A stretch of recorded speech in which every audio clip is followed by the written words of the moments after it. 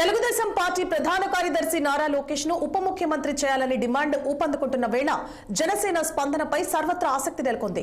లోకేష్ ను deputy CM చేయాలని demand అటు టీడీపీ శ్రేణుల్లో నానాటికి పెరుగుతోంది. టీడీపీ కార్యకర్తలు ప్రతి ఒక్కరి కోరిక లోకేష్ డిప్యూటీ సీఎం కావడమేనని మాజీ ఎమ్మెల్యే వర్మ కుండ బద్దలు కొట్టారు. ఇటువంటి పరిస్థితుల్లో కూటమిలో ఏమైనా విభేదాలు వచ్చే అవకాశాలున్నాయా అనే చర్చ జోరుగా సాగుతోంది. దీనిపై మరింత సమాచారాన్ని మా ప్రతినిధి దురాని అందిస్తారు. ముఖ్యమంత్రి చేయాలని తెలుగుదేశం పార్టీ నాయకులు చేస్తున్న హడావుడి ప్రస్తుతం కూటమి మధ్య ఏమైనా చిరిగి తెచ్చే ఉద్దేశంతో చేస్తున్నారా లేక నిజంగానే నారా లోకేష్ పై అభిమానంతో మాట్లాడుతున్నారా అన్న ఒక వ్యూహం పరిశీలిస్తే మాత్రం చాలా కొన్ని విషయాలు ఆసక్తికరంగా చెప్పుకునే అవకాశం ఉంది. వాస్తవంగా ఇక్కడ కొన్ని పరిస్థితులు గమనిస్తే గనక కూటమి ప్రభుత్వం అధికారంలోకి వచ్చిన తర్వాత నారా చంద్రబాబు నాయుడు ముఖ్యమంత్రి అయ్యారు. ఆ సమయంలోనే నారా లోకేష్ ని అలాగే పవన్ కళ్యాణ్ ఇద్దరిని ఉప ముఖ్యమంత్రులు చేయాలని తలపోశారు. అయితే పవన్ కళ్యాణ్ మాత్రం ఎందుకు అంగీకరించకుండా కేవలం ఉప ముఖ్యమంత్రి ఒకరే ఉండాలని, అది కూడా తనే ఉండాలంటూ పట్టుబట్టడంతో నారా లోకేష్ గారు కేవలం మంత్రి పదవితోనే ఆపారు.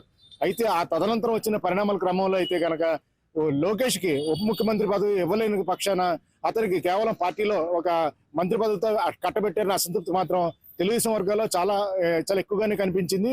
అయితే పవన్ కళ్యాణ్ మాత్రం చాలా గట్టిగా వ్యవహరిస్తూ కేవలం ఉప ముఖ్యమంత్రి పదవి ఒకటే ఉండాలని, అలాగే ప్రభుత్వ కార్యాలయాల్లో ముఖ్యమంత్రి ఫోటోతో పాటు తన ఫోటో కూడా ఉండాలని పట్టుబట్టడం ప్రస్తుతం అదే విధంగా పరిస్థితులు కూడా నడవడం జరుగుతుంది. ఇదే కాకుండా మంత్రివర్గం కూర్పులో కూడా పవన్ కళ్యాణ్ తీసుకున్న ముఖ్య నిర్ణయాల్లో హోంశాఖ తీసుకోపోవడం. ఎందుకంటే హోంశాఖ తీసుకుంటే సాధారణంగా ఎలా ఉంటుందని హోంశాఖలో నిర్ణయాలు ఎన్ని హోంమంత్రి తీసుకున్నా చిట్ట చివరికి ఆమోద ముద్ర వేయాల్సింది ముఖ్యమంత్రే కాబట్టి ఒకవేళ పవన్ కళ్యాణ్ హోంశాఖ తీసుకున్న చివరిగా తీసుకుంటే గనక మళ్ళీ ముఖ్యమంత్రిగా ఆ ఫైల్ వెళ్తుంది కాబట్టి మళ్ళీ పెత్తనం మళ్ళీ ఇంకో చోటుకు వెళ్తుంది కాబట్టి అది అలా కాకుండా కేవలం ప్రజలందరితో కూడా సఖ్యతగా ఉండే గ్రామీణం పంచాయతీరాజ్, ఎందుకంటే కేంద్ర నిధులు నేరుగా ఈ శాఖ వచ్చే అందుతాయి, అలాగే ప్రజలతో నేరుగా సంప్రదింపులు చేసే అవకాశం ఉంటుంది కాబట్టి పంచాయతీరాజ్ శాఖను ఎన్నుకొని వ్యూహాత్మకంగానే జనసేన ముందుకు వెళ్తుంది. ఈ క్రమంలోనే జనసేన పార్టీ రాష్ట్ర వ్యాప్తంగా బలోపేతం అయ్యే ఉద్దేశంతో కొన్ని జిల్లాల పర్యటన మొదలుపెట్టారు. అంటే పవన్ కళ్యాణ్ ప్రకటన ప్రకారం అయితే కనుక రాష్ట్రంలోని అన్ని జిల్లాల్లో కూడా పర్యటించి ప్రతి 15 రోజుల పాటు ఒక్కొక్క జిల్లాలో ఉంటానంటూ ముందుగా కడప కూడా వెళ్తానంటూ ప్రచారం జరిగింది. ఇందులో భాగంగానే తెలుగుదేశం పార్టీకి అక్కడే అసంతృప్తి మొదలైందని చెప్పాలి.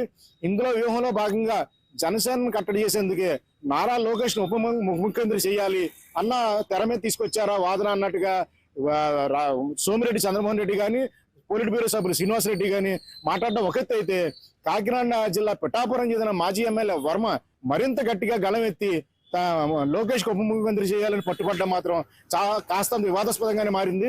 ఎందుకంటే పిఠాపురంలో పవన్ కళ్యాణ్ అంటే చాలా విపరీతమైన క్రేజు, అలాగే నాయకులు కూడా చాలా స్పీడ్ గా ఉంటారు.